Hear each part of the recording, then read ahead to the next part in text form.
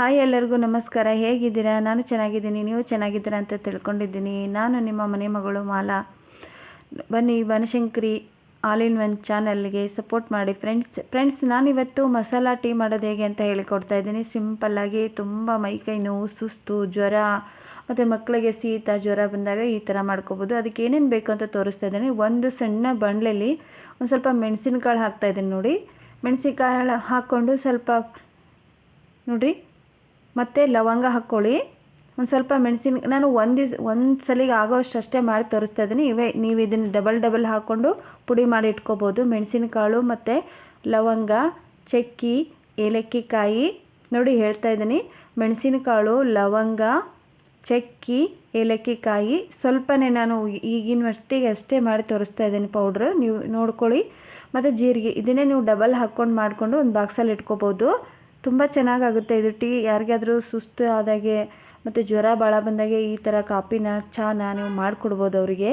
ಮತ್ತು ಒಣಶುಂಠಿ ಹಾಕ್ತಾಯಿದ್ದೀನಿ ನೋಡಿ. ಇನ್ನೊಂದು ಸಲ ಹೇಳ್ತಿದ್ದೀನಿ. ಒಣಶುಂಠಿ, ಏಲಕ್ಕಿ, ಚಕ್ಕಿ, ಲವಂಗ, ಕೊತ್ತಂಬರಿ ಕಾಳು ಮತ್ತು ಜೀರಿಗೆ, ಮೆಣಸಿನಕಾಳು ಇವನ್ನೆಲ್ಲ ಹಾಕು ಫ್ರೈ ಮಾಡ್ಕೋಬೇಕು ಫ್ರೆಂಡ್ಸ್. ಲಾಸ್ಟಿಗೆ ತುಳಸಿ ಗಿಡದಾಗ ತುಳಸಿ ಬೀಜ ಟೈಪ್ ಇರ್ತಾವಲ್ರಿ, ಅವನ್ನ ತೊಳೆದು ಕ್ಲೀನಾಗಿ ಒಂದು 10 ನಿಮಿಷ ಇಟ್ಬಿಟ್ಟು ಅದನ್ನು ಇದ್ರೊಳಗೆ ಹಾಕ್ಕೋಬೇಕು ನೋಡಿ.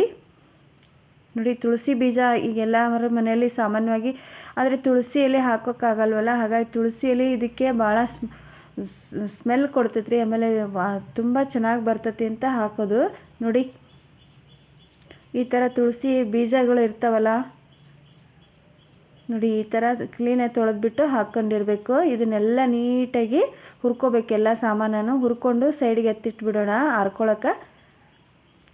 ಇದನ್ನು ಆರಕ್ಕೆ ಇಟ್ಬಿಡೋಣ ನೋಡಿ. ಇಷ್ಟೇ ಮಸಾಲ ಇದಕ್ಕೆ. ಕೊತ್ತಂಬರಿ ಕಾಳು, ಜೀರಿಗೆ, ಚಕ್ಕಿ, ಲವಂಗ, ಒಣಶುಂಠಿ ಮತ್ತು ನೋಡಿ ಇಷ್ಟು ಈ ಸಾಮಾನದಲ್ಲೇ ನಾವು ಮಸಾಲ ಟೀ ಮಾಡ್ಕೋಬೋದು. ಇವಾಗ ನಾನು ಒಂದು ಟೀ ಮಾಡೋ ಇದರಲ್ಲಿ ನೀರು ಹಾಕಿಟ್ಟಿದ್ದೆ ನೋಡಿ. ಒಂದು ಸ್ವಲ್ಪ ನೀರು ಹಾಕಬೇಕು ಮತ್ತು ಹಾಲು ಜಾಸ್ತಿ ಹಾಕ್ಬೇಕು ಇದಕ್ಕೆ ನೋಡಿರಿ. ಒಂದು ಪಾತ್ರೆಯಲ್ಲಿ ನಾನು ನೀರು ಹಾಕಿಟ್ಟಿದ್ದೆ, ಅದಕ್ಕೆ ಸ್ವಲ್ಪ ಬೆಲ್ಲ ಹಾಕ್ರಿ.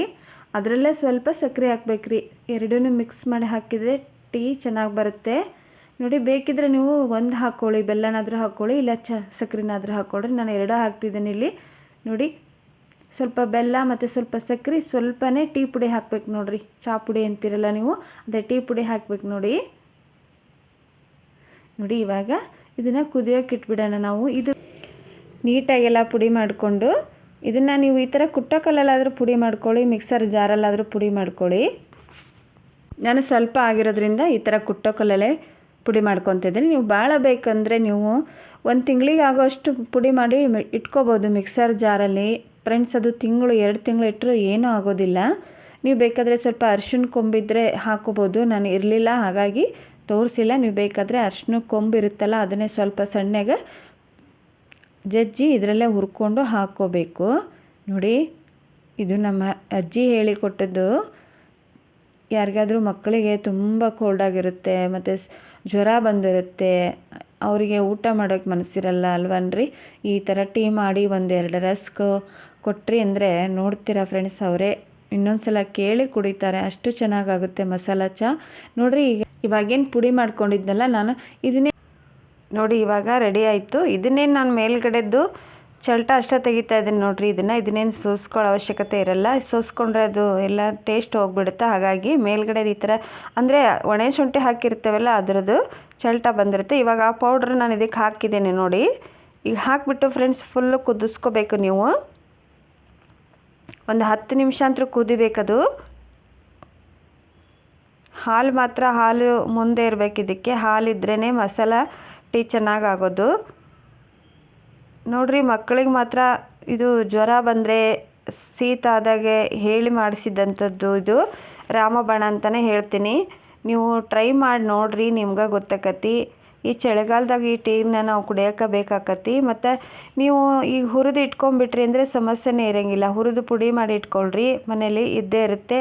ಯಾವಾಗಲಾದರೂ ಕುಡಿಬೇಕು ಅನ್ನಿಸ್ದಾಗ ಮಾಡ್ಕೊಂಡು ಕುಡಿಬೋದು, ಅನುಕೂಲ ಆಕತಿ. ಒಂದು ಬಾಕ್ಸ್ ಒಳಗೆ ಹಾಕಿಟ್ಬಿಟ್ರೆ ನೀವು ಚಳಿಗಾಲನೂ ಬಂತು ಅಂದರೆ ನಿಮಗಿದು ಕುಡಿಯೋಕ್ಕೆ ಯೂಸ್ ಆಗ್ಬೋದು ನೋಡಿ. ಈಗ ಪೂರ್ತಿ ಇದು ಕುದ್ದ ಮೇಲೇ ನಾವು ಹಾಲು ಹಾಕಬೇಕು. ಈ ಥರ ಕುದಿಯೋಕ್ಕೆ ಬಿಟ್ಬಿಡಿ. ವಿಡಿಯೋ ಸ್ಕಿಪ್ ಮಾಡ್ದಂಗೆ ನೋಡಿರಿ ಫ್ರೆಂಡ್ಸ್, ಎಲ್ಲ ಗೊತ್ತಾಗತ್ತೆ. ಮತ್ತು ನಿಮಗೆ ವಿಡಿಯೋ ಇಷ್ಟ ಆದರೆ ಕಮೆಂಟ್ ಬಾಕ್ಸಲ್ಲಿ ಹೇಳ್ರಿ. ಮತ್ತೇನಾದರೆ ಡೌಟ್ ಇದ್ದರೂ ಸಹಿತ ಕೇಳಿ ಹೇಳ್ತೀನಿ. ಮತ್ತು ಇವಾಗ ನಮ್ಮದು ಮಸಾಲ ಚಹಾ ಕುದಿಯೋಕತ್ತು ನೋಡಿರಿ.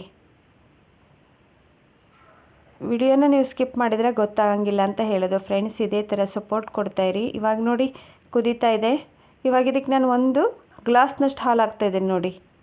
ನಾವು ಇಬ್ಬರೇ ಇರೋದ್ರಿಂದ ನೋಡಿ ಈ ಗ್ಲಾಸಷ್ಟು 1 ಗ್ಲಾಸ್ ಹಾಕ್ತಾಯಿದ್ದೀನಿ. ನೀವು ನೋಡಿ ಹಾಕ್ಕೋಬೋದು. ನಿಮಗೆ ಹಾಲು ಜಾಸ್ತಿ ಬೇಕು ಅಂದರೆ ಹಾಕ್ಕೊಳ್ಳಿ, ಇಲ್ಲ ಸ್ವಲ್ಪನೇ ಹಾಕ್ಕೋಬೋದು ನೋಡಿ. ಇವಾಗ ಇದನ್ನು ಕುದಿಯೋಕೆ ಬಿಟ್ಬಿಡೋಣ. ಇದನ್ನು ಸಹಿತ ಕುದಿಬೇಕು ಫ್ರೆಂಡ್ಸ್. ಇದು ನೋಡಿ, ನಮಗೆ ಹುರ್ಕೊಂಡು ಮಾಡ್ಕೊಳಕ್ಕಾಗಲ್ಲ ಅನ್ನೋರು ಇಲ್ಲ, ಇವಾಗ ಇದನ್ನೇ ನೀವು ಹಾಗೆ ಡೈರೆಕ್ಟಾಗಿ ಮಾಡ್ಕೋಬೋದು. ಆದರೆ ಪುಡಿ ಮಾಡಿದಷ್ಟು ಟೇಸ್ಟ್ ಬರೋಂಗಿಲ್ಲ. ಮತ್ತು ಹಸಿ ಶುಂಠಿ ಹಾಕ್ಕೋಬೇಕು ನೀವು ಆವಾಗ ಮಾಡ್ಕೊಳ್ಳೋದಿದ್ದರೆ.